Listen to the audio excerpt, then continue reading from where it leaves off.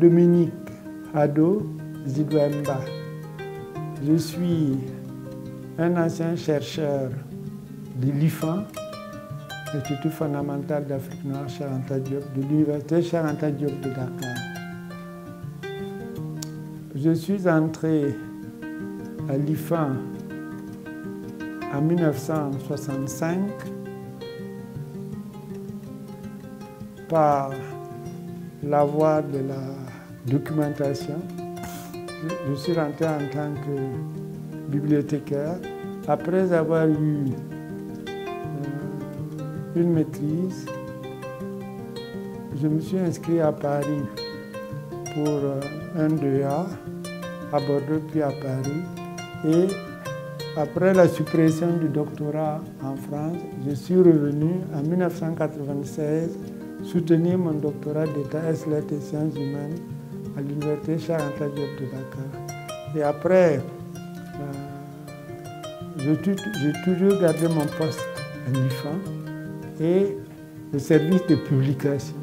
C'est la raison pour laquelle l'IFAN m'a confié la publication de ces ouvrages, les périodiques comme les non-périodiques. Et je dois dire que j'ai eu la chance de travailler avec un entomologiste du nom de Roger Roy, qui était spécialiste en même temps de l'édition. Et c'est lui qui a eu à me former. Bien qu'étant maintenant à la retraite, je continue à m'occuper des questions d'édition.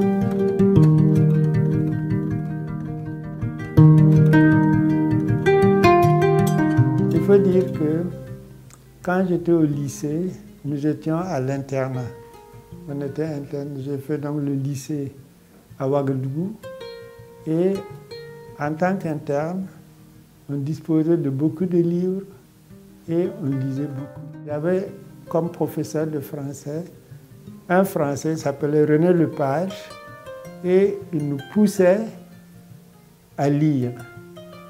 Bon, je pense que c'est dès l'entrée au lycée que j'ai commencé à avoir le goût de la lecture. Évidemment, à l'école primaire, c'était le programme français qui était enseigné et la plupart des ouvrages sont des ouvrages qui venaient de France. Et parce que je suis rentré pendant la période coloniale, je suis arrivé à l'université Cheikh Anta Diop de Dakar, ici. À l'université de Dakar, à l'époque, ça s'appelait l'université de Dakar, le 4 août 1960. Bon, le tout premier livre lu à notre époque, c'était Mamadou et Bineta, sont devenus grands, etc. Et puis, bon, mais il y a, après les Mamadou et Bineta, c'était donc le programme français. Et après, quand les nouvelles éditions africaines ont été créées en 1972 au Sénégal, on a commencé à africaniser les programmes et à faire donc l'édition orientée vers les programmes africains.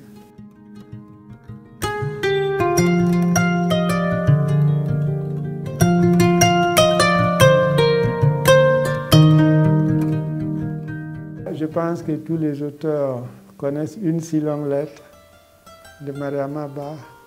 Bon, il y a le livre de Nafissatou, de Tilène le Plateau, Nafissatou Diallo. Bon, le livre de Cheikh Alioune, Excellence vos épouses. C'est autant de livres dont je me souviens et je conseille toujours à mes étudiants de lire ces livres-là. Ce sont devenus des classiques.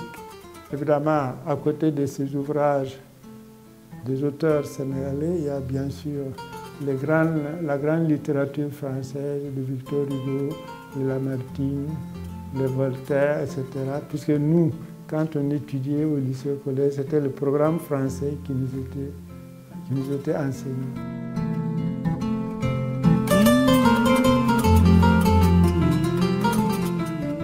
J'ai fait du métier de l'édition véritablement une profession.